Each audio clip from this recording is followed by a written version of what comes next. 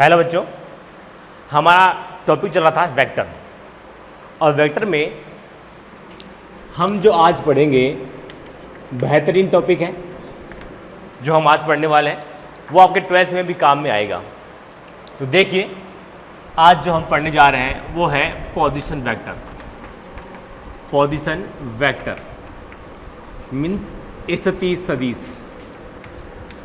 स्थिति सदिश। देखिए भैया कि पोजीशन वेक्टर जो होता है वो क्या होता है, क्या मीन्स होता है इसका।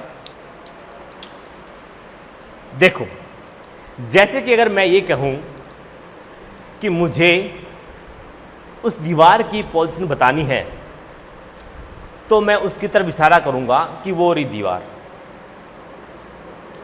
उस दीवार की जो ये मैं पोजीशन बता रहा हूँ, ये मैं अपने रिस्पेक्ट में बता रहा हूँ, तो मैं ये बोलूँगा कि ये जो है ये इस दीवार का पोजीशन वेक्टर है, स्थिति सदिश है। मैं अगर यहाँ पर इस पंखे की पोजीशन बताना चाहूँ मेरे रिस्पेक्ट में, तो मैं ये बोलूँगा ये पंखा है और ये जो है इस पंखे का पोजीशन वेक्टर है मेरे रिस्पेक्ट में। इसी तरीके से मैं इस ट्यूबलाइट के बारे में बोल सकता हूँ कि ये जो ट्यूबलाइट की तरफ मैं इशारा करूँगा और मैं ये बोलूँगा कि देखो इस ट्यूबलाइट की जो पोजीशन है मेरे रिस्पेक्ट में ये है, तो ये जो आएगा ये इस ट्यूबलाइट का पोजीशन वेक्टर होगा मेरे रिस्पेक्ट के अंदर। तो यानी कि आप कह सकते हो कि पोजीशन वेक्टर क्या करता है, किसी भी बॉडी की पोजीशन को बताता है। अगर आप किसी के रिस्पेक्ट में बोलोगे, जैसे कि मैंने कहा अभी मेरे रिस्पेक्ट में है ये, अगर मैं किसी ओरिजिन पॉइंट के रिस्पेक्ट में बोलता हूँ तो मुझे यहाँ पर रिस्पेक्ट में बोलने की ज़रूरत नहीं होगी। हाँ, अगर मैं अपने रिस्पेक्ट में इसकी पोजीशन बताऊँगा तो मुझे यहाँ पे बोलना पड़ेगा कि मेरे रिस्पेक्ट में जो है ट्यूबलाइट का जो पोजीशन है वो पोजीशन वेक्टर जो है वो ये वाला है इसका। देखिए इसको, यहाँ पर देखिए ये x है, ये y और ये z। यहाँ पे कोई एक बॉडी जो है पॉइंट A पड़ा हुआ है। इस पॉइंट A का हमें पोजीशन बताना है कि पोजीशन कहाँ है, और ये पोजीशन हमें ओरिजिन पॉइंट के रिस्पेक्ट में बताना है। ये यहाँ पे ओरिजिन पॉइंट है बेटा, तो इसके रिस्पेक्ट के अंदर हम इसका पोजीशन बताएंगे। तो आप बोल दोगे कि सर देखिए ये जो है ये इसका पोजीशन वेक्टर है, ये इसका पोजीशन वेक्टर है। मैंने कहा था अगर हम ओरिजिन पॉइंट से लेते हैं तो हमें यहाँ पर ये बताने की ज़रूरत नहीं होती है कि ये जो पोजीशन वेक्टर आया है ये किसके रिस्पेक्ट में आया है। ठीक है, तो मैं यहाँ पर ये इसकी पोजीशन है और इस पोजीशन वेक्टर को आप R से डिनोटेड करते हो। क्योंकि मैंने यहाँ पर A की पोजीशन बताई है तो मैं लिख दूंगा यहाँ पर RA। तो ये RA क्या है, A का पोजीशन वेक्टर। यहाँ पे R के टांग में जो A लिखा हुआ है इसका मतलब है ये A का पोजीशन वेक्टर है यहाँ पर। ठीक है, अब देखिए ये जो A है वो यहाँ पर देखेंगे तो ये X तक चला हुआ है, Y पर देखेंगे तो ये यहाँ पर इतना चला हुआ है। ठीक है, तो आप क्या कीजिए, X पर ये कितना चला और ये Y पर कितना चला, इसके लिए क्या कीजिए आप इसके ऊपर एक परपेंडिकुलर डाल दीजिए। मैं यहाँ पर X पे परपेंडिकुलर डाल देता हूँ, मैं यहाँ पर Y पर भी एक परपेंडिकुलर डाल देता हूँ। तो ये मैंने यहाँ पर X डाला और यहाँ पर Y डाला। ठीक है, अब मैं इस पोजीशन वेक्टर को लिख सकता हूँ कि यहाँ पर पोजीशन वेक्टर का मतलब क्या है, इस A का पोजीशन बताया गया है इस ओरिजिन पॉइंट से क्या है। तो आप बोलोगे सर देखो ओरिजिन पॉइंट से इस पार्टिकल जो A है उसका जो पोजीशन है x एक्सिस पर, तो ये x है और y पर कितना है, ये y पर है। तो मैं इसका पोजीशन वेक्टर लिख सकता हूं क्या, ये वाला x प्लस वाई। क्या मैं इसको ऐसा लिख सकता हूं क्या कि भैया इसकी जो पोजीशन है वो क्या है, ये यहाँ पर x पर तो x चला है और y पर ये y चला है, तो ये इसका पोजीशन वेक्टर हो गया। तो क्या इसको आप लिख सकते हो कैसा, आप इसको ऐसा नहीं लिख सकते। क्यों नहीं लिख सकते? क्योंकि बेटा ये जो आई है ये एक डिस्टेंस आई है, ये क्या आई है? डिस्टेंस आई है, और हम यहाँ ले रहे हैं पोजीशन वेक्टर, तो हम इसको ऐसे नहीं लिख सकते, ध्यान रखना इस बात को। तो हम इसको कैसे लिखेंगे? तो देखिए इसको लिखने का तरीका क्या होगा।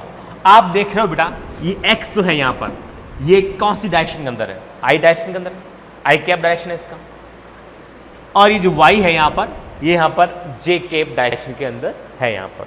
चूंकि ये पोजीशन वेक्टर है इसलिए हमें यहाँ पर जब भी पोजीशन वेक्टर को शो करेंगे तो उसके साथ में डायरेक्शन लेनी बहुत ज़रूरी है। जब हम डायरेक्शन नहीं लेंगे तो फिर ये वेक्टर कैसे हुआ बेटा?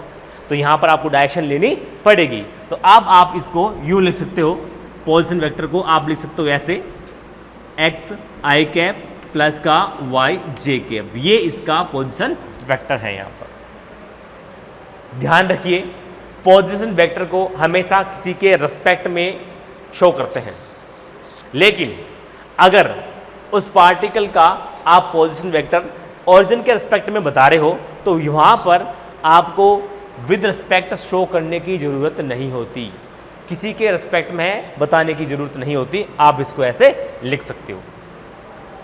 अब अगर बेटा मैं यहाँ पर 3D के अंदर जाऊँ, मैं थोड़ा 3D में जाता हूँ, तो 3D में देखता हूँ कि देखो ये कोई पार्टिकल है आटा, यहाँ चला पड़े, फिर यहाँ पर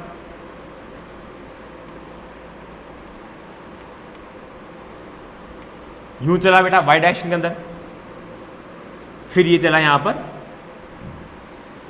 जेड डायरेक्शन के अंदर, और आपको इसका पोजीशन वेक्टर बताना है यहाँ से इसके रिस्पेक्ट में, तो इसके रिस्पेक्ट के अंदर इसका पोजीशन वेक्टर जो होगा ये होगा।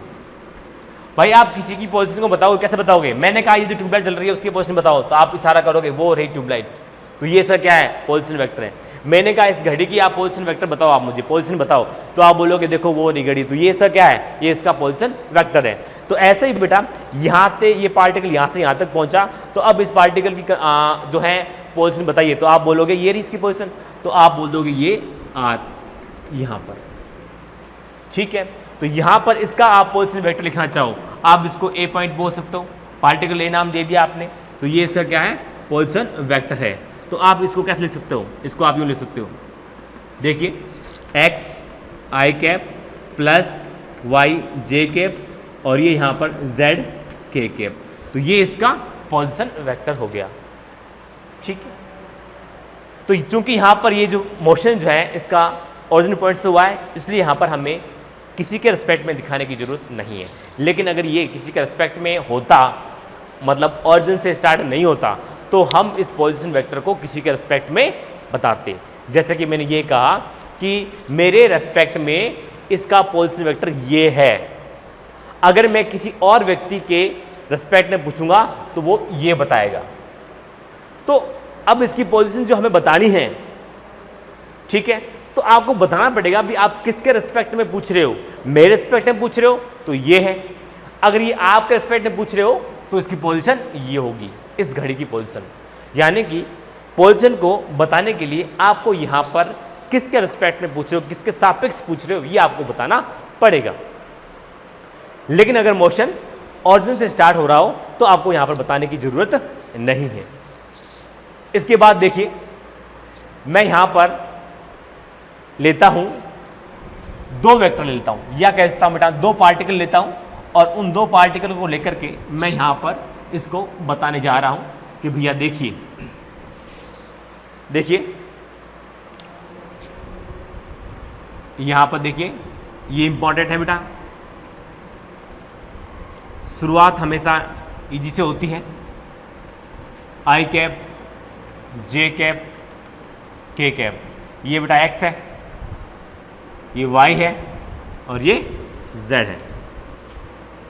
ओके, यहां पर आपने दो पॉइंट लिए बेटा, a लिया और एक यहां पर b लिया, दो पॉइंट लिया आपको यहां पर इसका पोजीशन बताना है कि भैया ओरिजिन से इसका आप पोजीशन बताइए, तो आप बोलोगे कि सर ये है इसका पोजीशन, तो आप बताओगे सर ये ला इसका पोजीशन।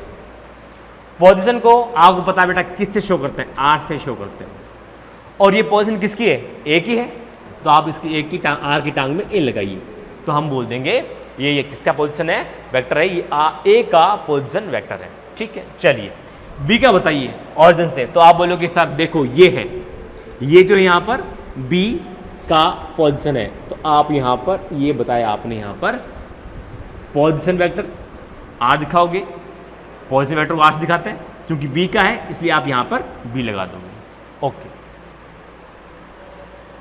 अब देखिए यहाँ पर आपको क्या करना है कि इसका इस पॉइंट से इस पॉइंट तक आपको डिस्प्लेसमेंट निकालना है कि भैया इसका डिस्प्लेसमेंट कितना होगा। ठीक है, तो आप बोल दोगे कि ये इनिशियल पॉइंट है और ये फाइनल पॉइंट है, आप इनको मिला दीजिए, आप इनको मिलाओगे तो ये इसका डिस्प्लेसमेंट आ जाएगा, ये इसका डिस्प्लेसमेंट आ गया, क्योंकि यहाँ पर ये इसका डिस्प्लेसमेंट आ गया, क्योंकि डिस्प्लेसमेंट क्या होता है, वेक्टर होता है, तो इसलिए आप इसके ऊपर वेक्टर लगा दोगे। ठीक है, यहाँ तक कोई डाउट नहीं होना चाहिए। चलिए, तो हमारे पास ये ए का पोजीशन वेक्टर, ये बी का पोजीशन वेक्टर, और ये यहाँ पर डिस्प्लेसमेंट आ गया अपने पास में, ए बी आ गया। ठीक, चलिए अब मैं इसको यहाँ पे देखिए ये एक ट्रायंगल बन जाता है, ये एक ट्रायंगल बन जाता है। ठीक है, ट्रायंगल बन जाता है, तो यहाँ पे आप देख रहे हो कि ये जो है ये आर ए है और ये वेक्टर ए बी जो आ रहा है ये क्या एक ही ऑर्डर के अंदर है। ठीक है, और ये यहाँ पर ऑपोजिट ऑर्डर के अंदर है, जो यहाँ पर बी जो है यहाँ पर वो क्या है, ऑपोजिट ऑर्डर के अंदर है, आर बी जो है यहाँ पर वो क्या है, ऑपोजिट ऑर्डर के अंदर है। तो जब ये ऑपोजिट ऑर्डर के अंदर होगा तो इसका मतलब क्या हुआ कि ये जो है ये इसके रिजल्टेंट को शो करेगा। ठीक है, ये हमने ट्रायंगल में बेटा पढ़ा था। तो देखिए मैं इसको कैसे लिखूंगा, मैं इसको ये लिखूंगा R A vector plus A B vector और इजिकल टू बेटा यहाँ पर आर बी वेक्टर, ये लिखोगे बेटा आप, ये लिखोगे। फिर देखिए मैं इस ए बी को लिख सकता हूं R B vector minus R A vector, ये मैं लिख सकता हूं। तो ये हमारे पास में क्या आया है, इसका जो है डिस्प्लेसमेंट आया है यहाँ पर आर बी माइनस का आर ए। अब आप देखेंगे कि ये जो है डिस्प्लेसमेंट है, लेकिन ये यहाँ पर क्या है, बी और ए की पोजीशन को वेक्ट करता है, या आप बोल सकते हो बी और ए के पोजीशन में जो अंतर है उसको ये शो कर रहा है। भाई ए बी क्या कर रहा है, ए बी क्या कर रहा है बेटा, यहाँ पर आर बी और आर ए के जो पोजीशन है उसके अंतर को शो कर रहा है, यानी कि पोजीशन के अंतर को शो कर रहा है। और आपको पता है बेटा कि पोजीशन जो होती है उसको आप डेल्टा आर से लिखते हो, तो इसको आप डेल्टा आर से लिखोगे और ये कितना है अपने पास में, आर बी माइनस का आर ए आया है यहाँ पर, ये ए, तो ये इसका पोजीशन वेक्टर है।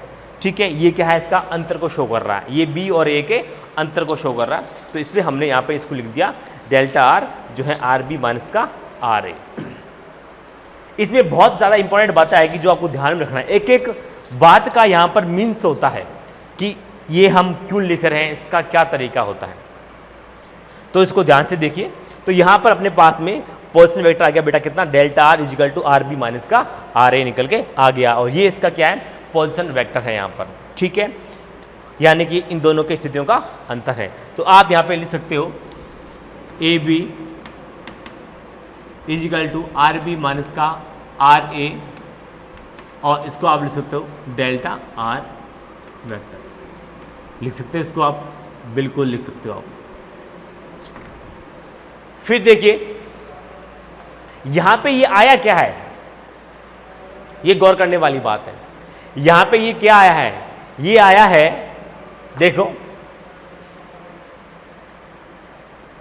बी के रेस्पेक्ट में, या बोल सकते हो बेटा ए के रेस्पेक्ट में बी का स्थिति सदिश। तो यहां पे आप देख सकते हो इसको क्या लिखोगे आप भाई, इसको क्या लिखोगे, ये लिखा अपने पास में आया है delta R R B minus का आर ए, ये आया है ना। तो इसको आप कैसे लिखोगे, आप इसको यूं तो लिखोगे डेल्टा आर बी ए, भाई यही तो लिखोगे, यही तो लिखोगे, R delta R B A R B minus का आर है, यही लिखोगे इसको। ठीक है, तो यहां पर इसका क्या मतलब होता है, इसका मतलब क्या होता है, इसका मतलब ये होता है कि देखो बी का पोजीशन वेक्टर ए के रिस्पेक्ट में, बी का पोजीशन वेक्टर ए के रिस्पेक्ट में कितना आर बी माइनस का आर है, ये बोलना आपको आना चाहिए। एग्जाम में एग्जिटिव ऐसे ही लाइन लिखी हुई होती है, जिसका पोजीशन वेक्टर निकालना होता है वो उसकी टांग में होता है, और जिसके रिस्पेक्ट में होता है वो उसके बाद में होता है, ये लिखना आना चाहिए। हम देखो मैं और बताता हूं आपको, मैंने कहा पी क्यू, इसका मुझे आप पोजीशन वेक्टर लिख के बताइए, इसका मुझे यहां पर पोजीशन वेक्टर लिख के बताइए, तो आप क्या बताओगे, आप बताओगे यहां पर इसका पोजीशन वेक्टर जो होगा वो क्या होगा, आर क्यू माइनस का आर पी होगा, यही होगा बेटा। एम एन का बोलूं, इसका पोजीशन वेक्टर लिख के बताइए, तो यहां पर आर एन वेक्टर लगा दो इस पर बेटा, और ये आर एम, ये इसका पोजीशन वेक्टर है। इसको आप कैसे लिख सकते हो, इसको आप ये लिख सकते हो आर क्यू पी, इसको आप कैसे लिख सकते हो आर एन एम, ये लिख सकते हो इसको।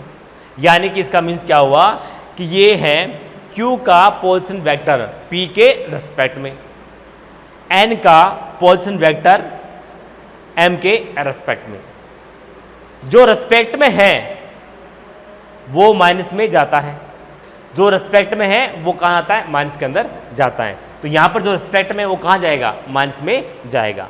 अब देखिए मैं आपसे पूछता हूं कि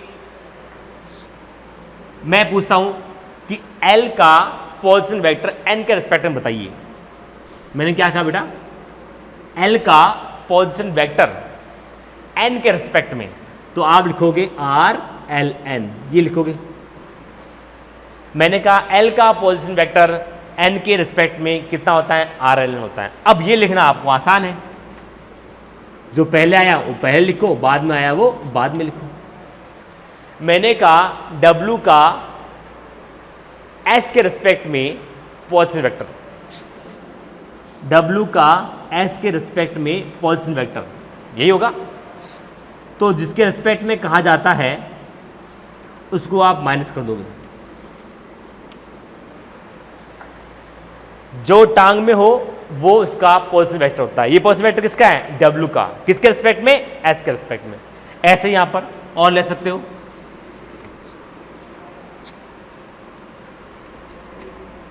ये क्या लिखा मैंने लिखा है B का पोजीशन वेक्टर A के रिस्पेक्ट में, तो ये आप लिख सकते हो, इसका पहले आया वो पहले लिखो, बाद में आया वो बाद में लिखो, आर बी माइनस का आर है।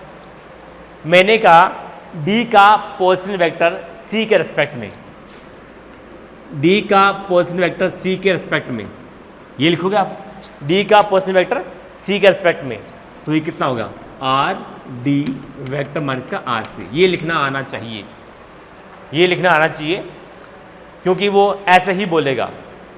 ए का पोजीशन वेक्टर फाइंड आउट कीजिए ए के रिस्पेक्ट में, डी का पोजीशन वेक्टर फाइंड आउट कीजिए सी के रिस्पेक्ट में, वो इस तरह से आपसे क्वेश्चन पूछेगा, तो आपको यहाँ पर लिखना आना चाहिए कि ये आपने किस तरह से इसको लिखते हो। ठीक है, चलिए अब उसके बाद हम बात करते हैं कि भैया कि जब अगर आप स्ट्रेट लाइन मोशन की बात करते हो, 1D मोशन की बात करते हो, तो 1D मोशन के अंदर तो सीधी सी बात है, पार्टिकल जो होता है एक्स डायरेक्शन के अंदर ही मोशन करता है। 1D मोशन के अंदर ये 1D ले लेते हैं बेटा यहाँ पर, और यहाँ पर अपन ले लेते हैं 3D मोशन, या अपन 2D भी ले सकते हैं यहाँ पर। ठीक है, तो देखिए 1D और 2D में जब हम 1D मोशन की बात करते हैं और आपसे यहाँ पर v पूछा जाता है, तो आप बोलते हो v is equal to delta x upon में डेल्टा टी, यही बोलते हो। लेकिन ये कब होता है, जब टाइम इंटरवल ज़्यादा हो। लेकिन अगर मैं बात करता हूँ स्मॉल टाइम पीरियड की, तब आप लेते हो D x upon D T, यही करते हो भैया।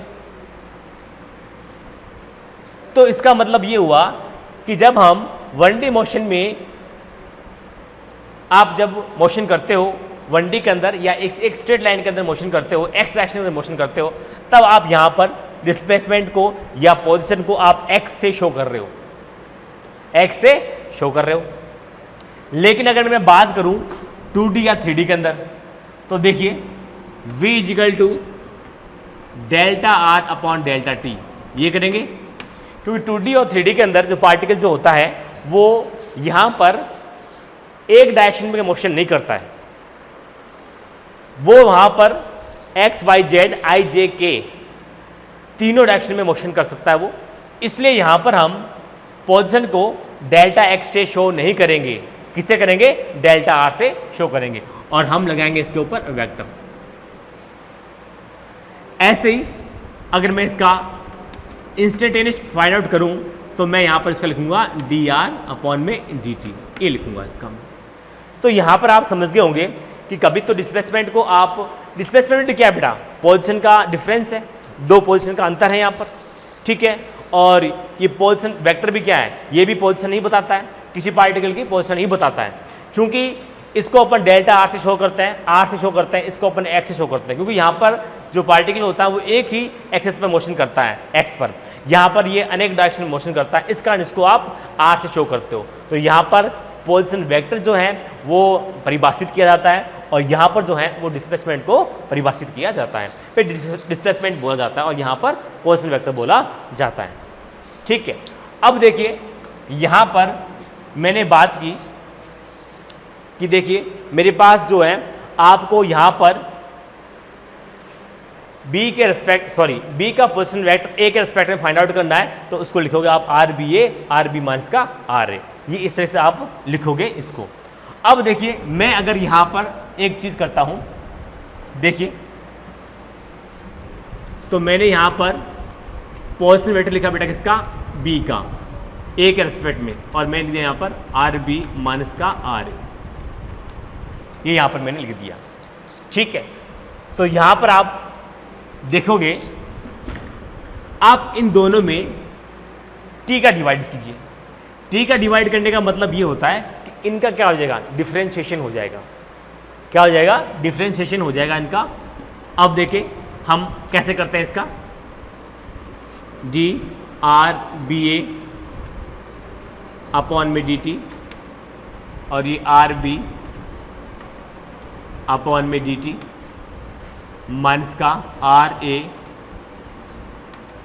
अपॉन में डी टी। बहुत साइड आपने क्या किया? टी का डिवाइड किया। तो इसका, या बोल सकते हो आपने क्या किया? इसका टी के रिस्पेक्ट में इसका जो है डिफरेंशिएशन कर दिया है। तो आप यहाँ पे क्या देख रहे हो? ये क्या आ जाता है बेटा? ये जो हो जाता है वी बी ए हो जाता है, ये वेलोसिटी होता है बेटा ये, लेकिन वेलोसिटी किसकी? बी और ए। ये यहाँ पे क्या होता है बेटा? ये भी वेलोसिटी हो जाता है, तो ये वी बी हो जाएगा, बी है ना इसलिए, और ये यहाँ पर वी ए हो जाएगा, ए की वेलोसिटी। तो यहाँ पर अपने पास में ये वेलोसिटी निकल के आ गई है। इस वेलोसिटी को आप क्या बोलोगे? इसको बोलोगे बी की वेलोसिटी ए के रिस्पेक्ट में, और ये कितनी? वी बी माइनस का वी ए।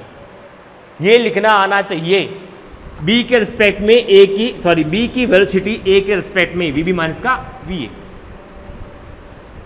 यहां पर मैं आपको एक और बोल दूं कि सी की वेलोसिटी डी के रिस्पेक्ट में, तो आप लिखोगे वी की वेलोसिटी, सी की वेलोसिटी डी के रिस्पेक्ट में, तो आप लिखोगे इसको वी सी माइनस का वी डी। आपसे यहाँ बोलते ना जी मुझे तो यहाँ पर डी की वेलोसिटी बताओ सी के रिस्पेक्ट में, तो आप इसको यूँ लिखोगे, और ये लिखने के बाद आप आराम से इसको लिख सकते हो। तो ये होता है वेलोसिटी या पोजीशन लिखने का तरीका, कि पोजीशन जब भी आपको किसी की बोले तो आपको इस तरह से इसकी पोजीशन लिखनी पड़ेगी। बस बातों का हेरफेर है बेटा, ये जो है बोलने का तरीका और उसको कैसे लिखते हैं तो वो आपको पता होना चाहिए, तो आपको कोई प्रॉब्लम नहीं होगी। अब देखिए इसके बाद हम एक और पोजीशन वेक्टर फाइंड आउट करते हैं।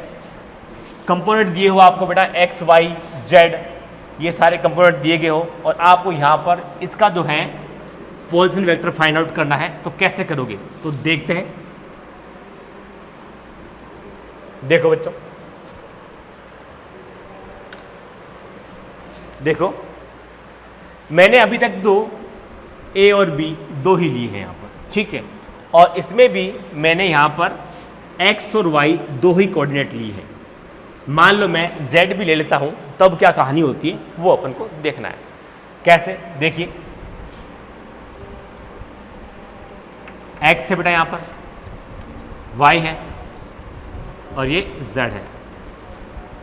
यहाँ पे बेटा कितना a है और यहाँ पे कितना b है, बाकी सभी वही है, सिर्फ हम इसमें हल्का सा चेंज कर रहे हैं। ये RA है बेटा, ये RB है, ठीक है। उसके बाद देखिए यहाँ पर x, y और z तीनों कोऑर्डिनेट है। यहाँ पर x, y, z तीनों कोऑर्डिनेट है यहाँ पर। तो आपको यहाँ पर इसका पोजीशन वेक्टर लिखना है। तो आप कैसे लिखेंगे, आप लिखेंगे कि भैया b का पोजीशन वेक्टर a के रेस्पेक्ट में। तो आप इसको कैसे लिखेंगे, b का पोजीशन वेक्टर a के रेस्पेक्ट में, ये लिखेंगे बेटा। और फिर आप इसको लिख देंगे RB माइनस का RA, ये लिख देंगे। फिर देखिए यहाँ पर मैंने तीनों कोऑर्डिनेट लिए बेटा, x y z, ये a का है और ये b का है। यहाँ पर अगर मैं यहाँ पर RA की बात करता हूँ तो वो मेरे पास में क्या होता है, x I कैप a, फिर y a j कैप, फिर z a k कैप। ये तीनों के लिए बेटा, a के लिए तीनों ये तीनों a के लिए है। फिर देखिए मैं RB की बात करता हूं तो ये x b I cap, y b j cap और यहाँ पर z b k कैप, ये है यहाँ पर इसका पोजीशन। तो आपको इसका पोजीशन वेक्टर लिखना है b का पोजीशन वेक्टर a के रेस्पेक्ट में। तो आप इसको कैसे लिखेंगे, RB माइनस का RA। देखिए RB कितना है, XB, YB और ZB। तो आप यहाँ पर लिख दोगे इसको, देखिए XB, ये इसका टोटल भी लिख सकते हो आप इसको, ये इसका टोटल भी कर सकते हो, ये इसका आप टोटल भी कर सकते हो, टोटल भी कर सकते हो ना भैया, कुल तो यही है और है क्या, स्टार्टिंग में लिया था याद करो, ऐसे लिया था। तो XB plus XB I cap plus YB J cap plus ZB K cap, okay. फिर minus XA I cap plus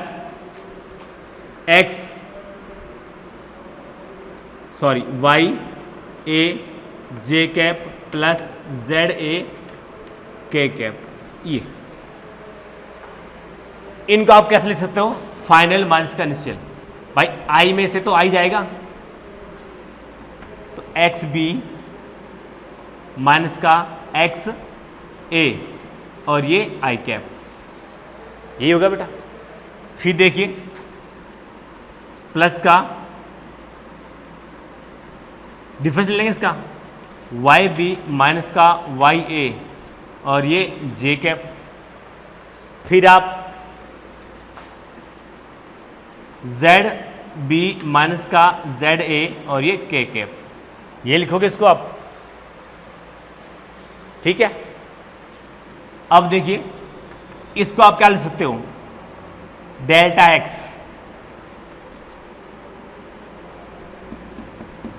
हो गया बेटा, ये delta x BA, delta x BA I cap plus delta y BA J cap और ये हो जाएगा अपने पास में delta Z BA K cap, ये हो जाएगा। तो ये इसका पोजीशन वेक्टर हो गया। तो इस तरीके से हम इसके पोजीशन वेक्टर को लिख सकते हैं यहाँ पर। तो आपने देखा कि पोजीशन वेक्टर को आप किस तरह से लिख सकते हो। तो ये यहाँ पर आपने कोऑर्डिनेट दिए हो x y z और इनको आपका पोजीशन वेक्टर कैसे लिखते हैं वो आप समझ गए होंगे। ये पोजीशन वेक्टर आपके 12th के अंदर हर चैप्टर में काम आएगा।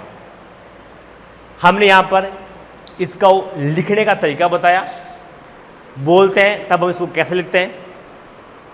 दूसरी बात, पोजीशन वेक्टर होता क्या है, किसी भी पार्टिकल की या बॉडी की पोजीशन को शो करता है, ये होता है पोजीशन वेक्टर। और फिर हमने इसको लिखा कैसे वो भी हमने यहाँ पर सीखा। अब देखिए इस पे कुछ क्वेश्चंस हैं वो कर लेते हैं। तो आपने यहाँ पर पोजीशन वेक्टर को समझा कि भाई पोजीशन वेक्टर क्या होता है।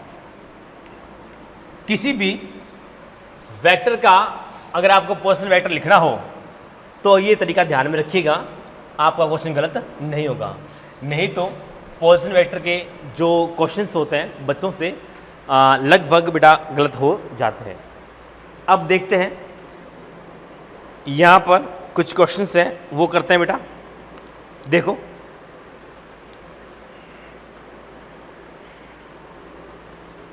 इस पोजीशन वेक्टर का अगर मैं बोलूं मैग्नीट्यूड निकालो तो आप निकाल सकते हो। जैसे कि बेटा मैंने यहाँ पे बोला था कि पोजीशन वेक्टर बी ए है, ठीक है, ए बी है, इसको आप कैसे लिखोगे, आर बी ए लिखोगे। और ये आया था अपने पास में डेल्टा एक्स बी ए, है ना। आपको इसका मैग्नीट्यूड निकालना है। पहले लिख देता हूँ बेटा, ये delta x B A i cap plus delta y B A z cap plus delta z B A के कैप, ये है।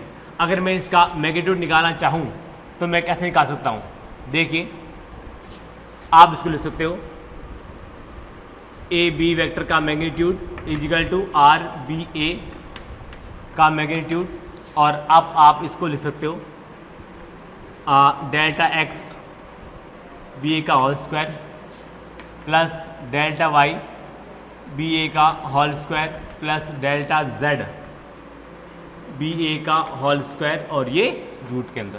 तो ये इस तरीके से आप इसका यहाँ पर मैग्नीट्यूड भी फाइंड आउट कर सकते हो।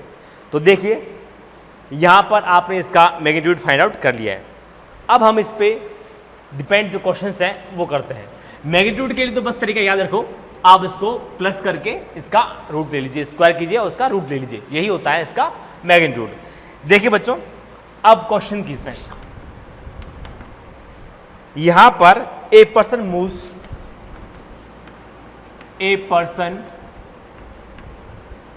Moves 2 meter in north, 2 meter in north, ठीक है, एंड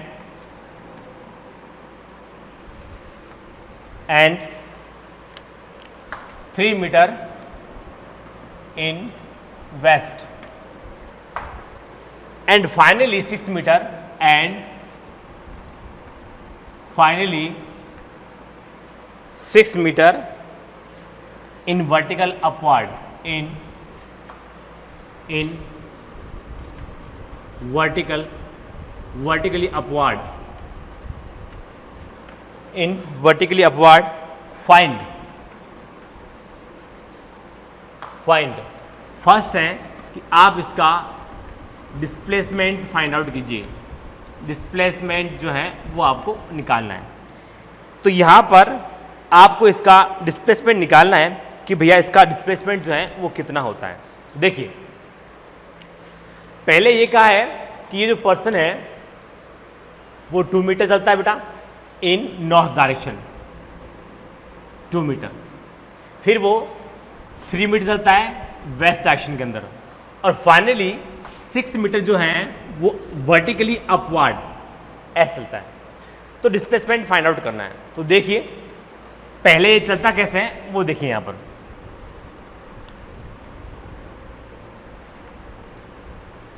ये आई कैप है बेटा, ये जे कैप है, माइनस का आई कैप है, और ये माइनस का जे कैप है, और ये अप एंड डाउन, प्लस का के और माइनस का के, यूं होता है बेटा। ये आई कैप, जे कैप और ये जेड कैप, यही तो होता है, ठीक है। ये क्या है, प्लस का जे कैप, और ऊपर हो इधर अंदर की साइड में हो तो माइनस का के कैप। इसको आप के लिखिए, डायरेक्शन बेटा जेड ही है, लेकिन इसको अपन डायरेक्शन के अंदर वेक्टर के अंदर के कैप से शो करेंगे, ठीक है, ठीक है। अब देखिए इसको आप ईस्ट बोल सकते हैं, इसको आप वेस्ट बोल सकते हैं, इसको नॉर्थ बोल सकते हैं, इसको आप साउथ बोल सकते हैं। ये बोल रहा है 2 मीटर इन नॉर्थ, 2 मीटर वो नॉर्थ में चलता है, तो नॉर्थ वाले को आप किससे शो करते हो? नॉर्थ को आप आई कैप से शो करते हो। तो आप यहाँ पर नॉर्थ को आई कैप से शो करते हो, तो लिख सकते हैं यहाँ पर वेक्टर डिस्प्लेसमेंट क्या होता है? डिस्प्लेसमेंट वेक्टर, डिस्प्लेसमेंट वेक्टर होता है। तो इसलिए आप नॉर्थ को 2 मीटर नॉर्थ, यानी कि नॉर्थ को आप लिख सकते हो जे cap, 2j cap, 2j cap. फिर चलता है बेटा 3 मीटर इन वेस्ट, वेस्ट का मतलब आई कैप, माइनस का आई कैप, माइनस का 3i कैप। फिर देखिए ये बोल रहा है यहाँ पर कि finally 6 meter vertical upward, vertical upward मतलब ऊपर की ओर, तो ऊपर की ओर मीन्स प्लस का k कैप, तो यहाँ पर 6k कैप, ये इसका डिस्प्लेसमेंट हुआ है। ये यहाँ पे क्या है? डिस्प्लेसमेंट आया है यहाँ पर। तो ये डिस्प्लेसमेंट आ गया, डायरेक्शन के अंदर है, विद डायरेक्शन जो है डिस्प्लेसमेंट आया। और आप डिस्प्लेसमेंट को कैसे लिखते हो वो आपने यहाँ पर देखा। उसके बाद देखिए इसी का यहाँ पर सेकंड क्वेश्चन है, वो सेकंड क्वेश्चन क्या बोलता है उसको देखते हैं। तो देखिए magnitude of his displacement, second question है इसका, मैग्नीट्यूड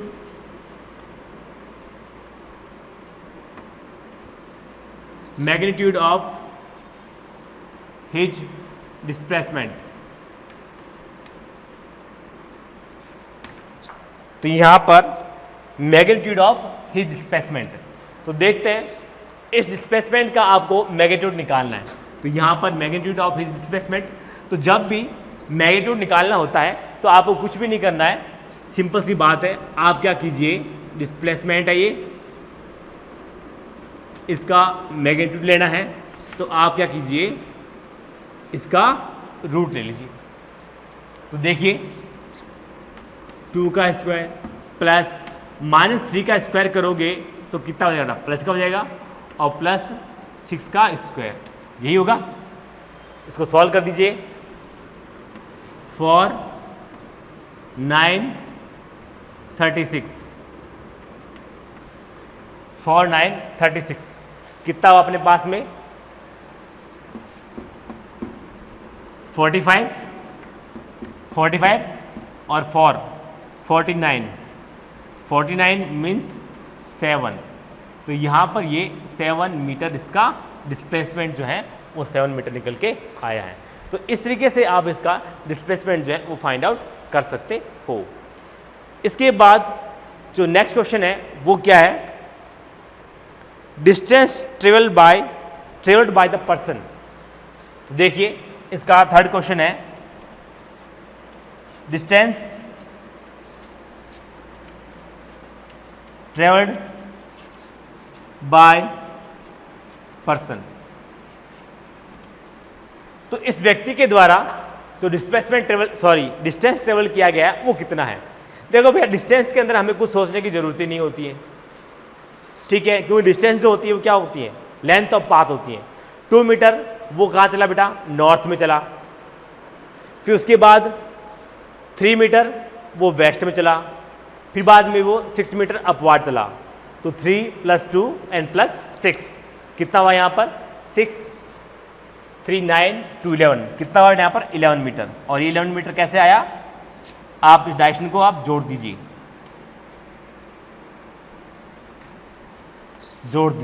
तो कितना आएगा पास में? 11 मीटर यहाँ पर इसकी जो है निकल के आ गई है डिस्टेंस। तो इस तरीके से आप यहाँ पर इसकी जो डिस्टेंस है वो आप फाइंड आउट कर सकते हो। फिर देखते हैं इसका नेक्स्ट क्वेश्चन। वेक्टर के अंदर डायरेक्शन का ध्यान रखना बहुत जरूरी होता है, बिना डायरेक्शन का ध्यान किए आप क्वेश्चन को सॉल्व नहीं कर सकते। फिर देखिए सेकंड क्वेश्चन क्या दिया बेटा? ये यहां पे दे रखा है बेटा, ए वेक्टर इजिकल टू यहां पर दिया हुआ है 3i कैप माइनस का 4j कैप प्लस का 5k कैप, ये आपको दिया हुआ है। और देन फाइंड एक वेक्टर आपकी वैल्यू दी 3i कैप माइनस का 4j कैप प्लस का 5k कैप, देन फाइंड। अब आपको इसमें से फाइंड करना है। क्या फाइंड आउट करना है वो देखिए। मैग्नीट्यूड ऑफ वेक्टर, पहला क्वेश्चन क्या है बेटा, मैग्नीट्यूड ऑफ वेक्टर। वेक्टर का मैग्नीट्यूड निकालने के लिए सिंपल है बेटा, क्वेश्चन क्या है इसका, फर्स्ट है इसका मैग्नीट्यूड ऑफ वेक्टर। सिंपल है बेटा, वेक्टर का मैग्नीट्यूड निकालना तो आप क्या कीजिए, इसको स्क्वायर कर दीजिए। तो यहां पर स्क्वायर करके इसका अंडर ले लीजिए, तो 3 का स्क्वायर प्लस -4 का स्क्वायर। यहाँ पे प्लस माइनस में पढ़ने की जरूरत नहीं है आपको, क्योंकि स्क्वायर जो होता है माइनस का वो कहाँ होता है, प्लस में होता है। तो ये 9 16 25 50 हो गया बेटा। ये 50 को आप कैसे ले सकते हो, 25 × 2, इसका रूट 5 होता है, तो ये 5√2, ये इसका मैग्नीट्यूड आ गया है, ये इसका मैग्नीट्यूड निकल के आ गया है। तो यहाँ पर जो इसका मैग्नीट्यूड जो होगा वो इस तरीके से निकल के आएगा। इसके बाद देखिए इसी का सेकंड पोर्शन है, क्या बोलता है देखिए जरा।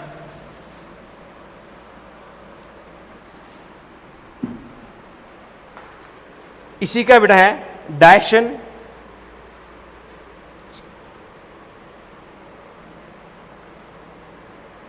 अब देखो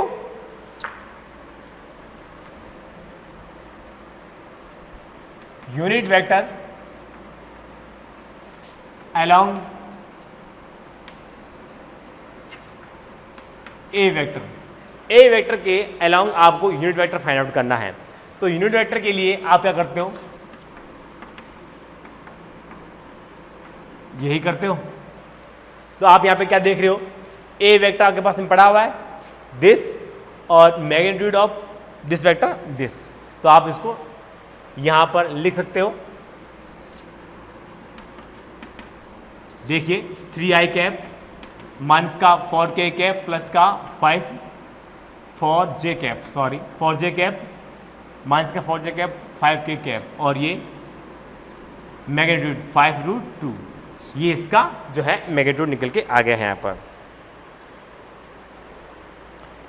तो इस तरह से इसका मैग्नीट्यूड आप निकाल सकते हैं। इसके बाद देखिए यहां पर आपने इसका मैग्नीट्यूड निकाल लिया है। अब इसके ऊपर कुछ क्वेश्चंस और बनते हैं, वो भी देख लेते हैं। क्वेश्चन क्या अपने पास में देखिए, क्वेश्चन यहां पे जो दिया हुआ है वो क्या दिया हुआ है, वेक्टर फॉर्म में है बेटा। ए वेक्टर की वैल्यू जो है वो आपको दे रखी है माइनस का ए कैप, तो लिखिए यहां पर A vector is equal to minus का आई कैप प्लस का यहाँ पर 2j cap plus 2j cap, ठीक है।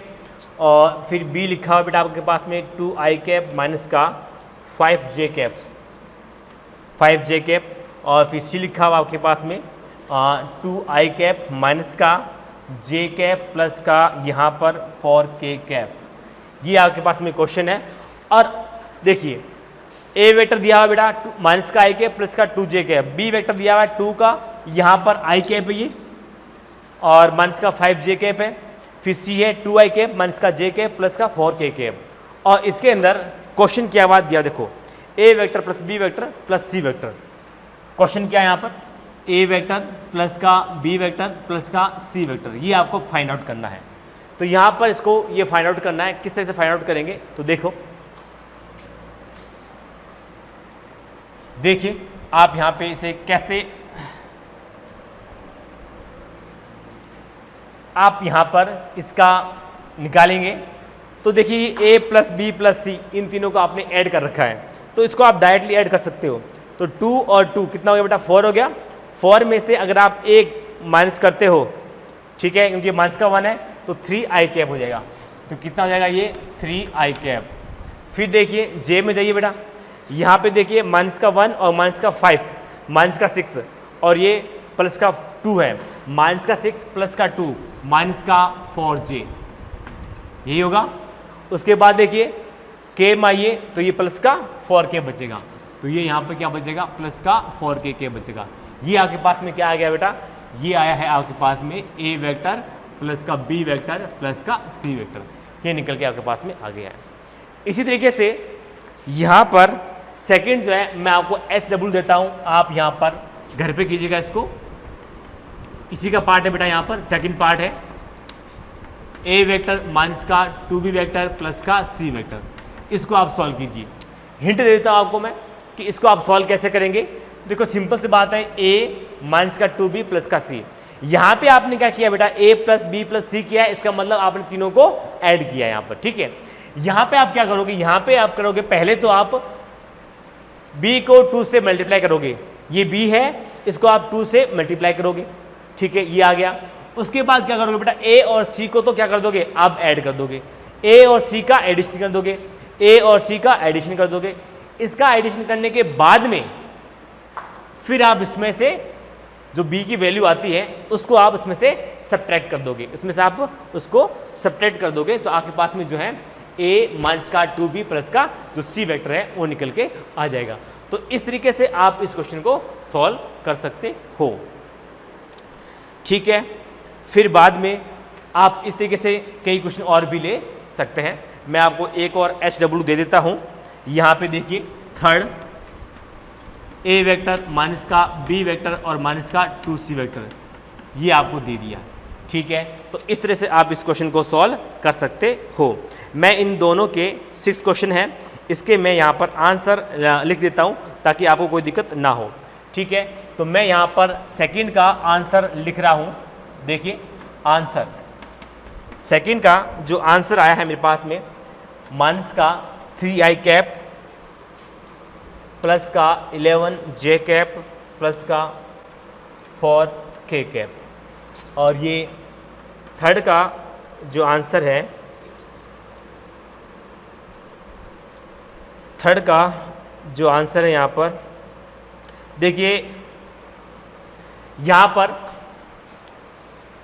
इसको मैं अगर बोलूँ यूनिट वेक्टर निकालना है इसका आपको क्या निकालना है, यूनिट वेक्टर, इसका आपको निकालना है यूनिट वेक्टर। यहाँ पर आपको यूनिट वेक्टर निकालना है, इसका आपको यूनिट वेक्टर निकालना है। तो इसका यूनिट वेक्टर मैं लिखता हूँ आंसर इसका थर्ड का माइनस का 7i कैप प्लस का 9j कैप माइनस का 8k कैप अपॉन में ये √194। तो यहाँ पर आपने ये देखा कि 7 का i कैप माइनस का प्लस का 9j कैप है माइनस का 8k कैप है 194 रूट के अंदर, ये आपने आंसर है बेटा इसके अंदर। तो आपको ये फाइंड आउट करना है और इसके अंदर आपको क्या करना है, यूनिट वेक्टर निकालना है, इसका यूनिट वेक्टर, जैसे कि मैंने यहाँ पर निकाला था ये वाला, इसको देख रहे हैं आप, इसकी तरह में यहाँ पर इसका यूनिट वेक्टर निकालना है, तो आप इसका यूनिट वेक्टर निकालिए और फिर बाद में इन दोनों के जो आंसर ये लिखे हुए आप इसमें मैच कर लेना। तो इस तरीके से आपने यहाँ पर कुछ क्वेश्चन को सॉल्व किया और साथ में आपने यहाँ पर पोजीशन वेक्टर क्या होता है वो आपने समझा, क्योंकि बिना पोजीशन वेक्टर के जो मैं नेक्स्ट पढ़ाने वाला टॉपिक हूँ वो आपको समझ में नहीं आएगा। पोजीशन वेक्टर इंपॉर्टेंट है, ये आपके 12th में बहुत बार काम में आएगा, तो वहाँ पर आप चीज़ों को देख करके परेशान ना हो, इसलिए मैंने इसको भी यहाँ पर करवा दिया। तो ओके बच्चों, थैंक यू। कल हम पढ़ेंगे वेक्टर का लास्ट पोर्शन। ओके बेटा, थैंक यू।